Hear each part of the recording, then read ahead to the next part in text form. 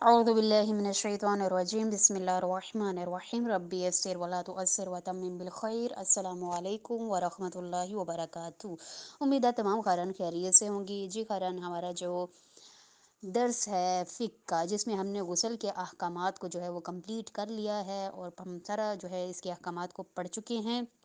تو آج خیران ہم نے جو ہے وہ ہے استحاضہ کے احکامات پڑھنے ہیں۔ استحاضہ خیران پیریڈس کی طرح نہیں ہوتا، ٹھیک ہے۔ ایک تو پیریڈس ہوتے ہیں نا، جو ہر ماہ عورت کو خون دکھتا ہے، وہ ہوتے ہیں پیریڈس۔ یہ ہر ماہ دکھنے والا خون نہیں ہے، ٹھیک ہے۔ یہ ایک اور کیٹیگری ہے خون کی جو عورت سے نکلتا ہے، اور یہ وہ کیٹیگری ہے کہ جس میں آپ کو کمزوری کی وجہ سے بھی یہ ہو سکتا ہے، ٹینشن کی وجہ سے بھی ہو سکتا ہے، یا کسی بھی وجہ، کوئی بھی وجہ اس کی ہو سکتی ہے، کوئی بھی آپ کی نفسیاتی طور پر کوئی آپ کے اندر بات چل رہی ہو، یا ایسا کچھ آپ نے بہت زیادہ ٹینشن لی ہو، تو یہ ایسا ہوتا ہے کہ استحاضہ ہو جاتا ہے۔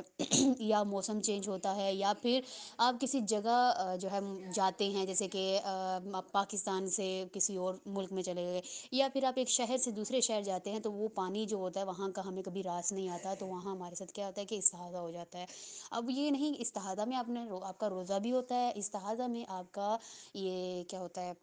نماز بھی ہوتی ہے، ٹھیک ہے۔ سارے احکامات وہی ہوتے ہیں، کیونکہ استحاضہ کا جو خون ہوتا ہے وہ بیماری کا خون ہوتا ہے، وہ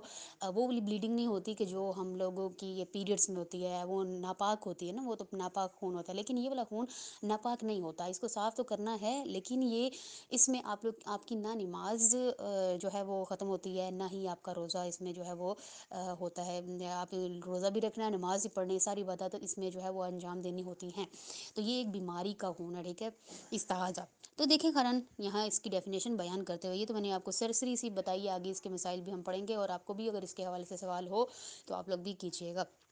کہہ رہے ہیں کہ عورتوں کو جو خون آتے رہتے ہیں، ان میں سے ایک خون جو ہے وہ استحاضہ ہے، اور خون کو خون استحاضہ آنے کے وقت مستحاضہ کہتے ہیں۔ یعنی کہ ایک عورت ہے جس کو استحاضہ کا خون ابھی اس نے مطلب ابھی دیکھا ہے، تو اس عورت کو ہم کیا کہیں گے، مستحاضہ، مطلب یہ مستحاضہ ہو گئی ہے، اس کو استحاضہ ہو گیا ہے، اس کو ہم کہتے ہیں مستحاضہ عورت، ٹھیک ہے۔ ایک ہوتی ہے نا حائضہ عورت، جس کو حیض ہو گیا، پیریڈز ہو گئے جس کو، اس کو ہم کہتے ہیں حائضہ عورت۔ یہ مستحاضہ عورت ہے جس کو استحاضہ ہوا ہے۔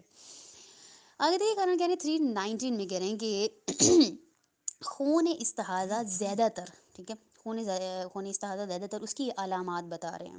خون استحاضہ زیادہ تر زرد رنگ کا، ٹھنڈا ہوتا ہے، اور فشار اور جلن کے بغیر خارج ہوتا ہے، اور گاڑھا بھی نہیں ہوتا، لیکن ممکن ہے، کہہ رہے کہ ممکن ہے یہ کہ کبھی سیاہ یا سرخ ہو، گاڑھا اور گرم ہو، اور فشار اور جلن کے ساتھ، جیسے کہ پیریڈز میں جو خون آتا ہے اس کی طرح کا ہو سکتا ہے، ٹھیک ہے۔ تو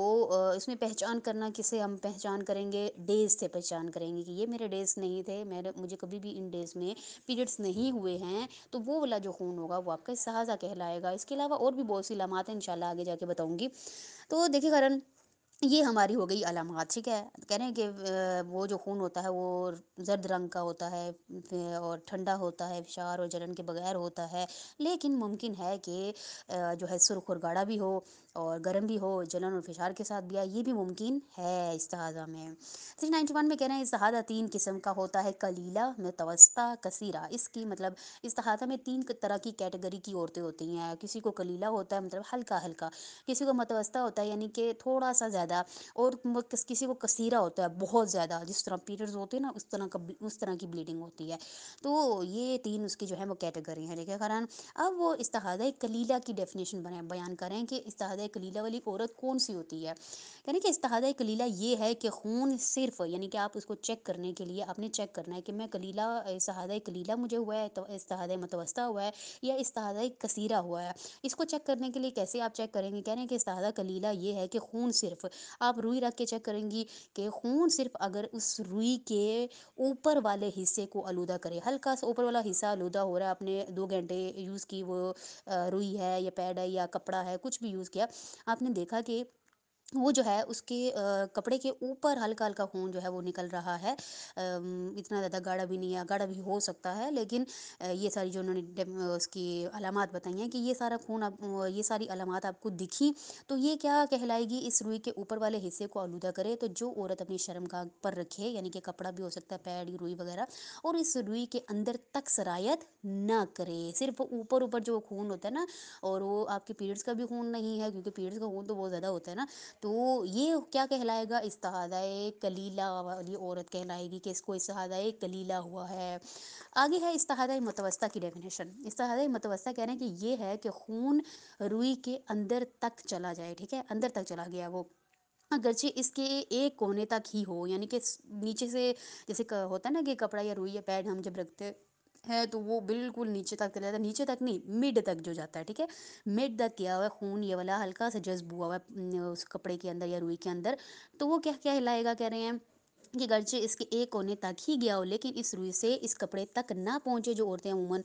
خون روکنے کے لیے رکھتی ہیں، یعنی کہ اس نے یہ کہنے کی کوشش کر رہے ہیں کہ کپڑے کے اوپر اس عورت نے روئی رکھ کے چیک کیا ہے، تو اس روئی تک جو ہے وہ بلڈ گیا ہے، اس کے نیچے وہ جو کپڑا اس نے رکھا تھا اس تک نہیں پہنچا، اگر نہیں پہنچا تو یہ جو ہے یہ کون سی عورت ہے، استحاضہ متوسطہ والی عورت ہے، اس کو مڈ کنڈیشن والا استحاضہ ہوا ہے، ٹھیک ہے قرآن۔ اب آ گئی ہے استحاضہ کثیرہ، جس کو اتنا خون، اتنی بلیڈنگ ہوئی ہے، اور وہ اس کا پیریڈس کی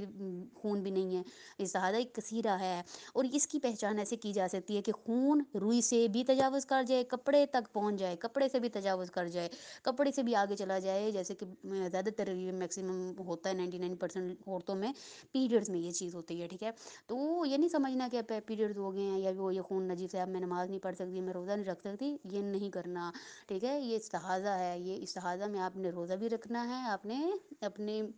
نمازوں کو بھی انجام دینا ہے۔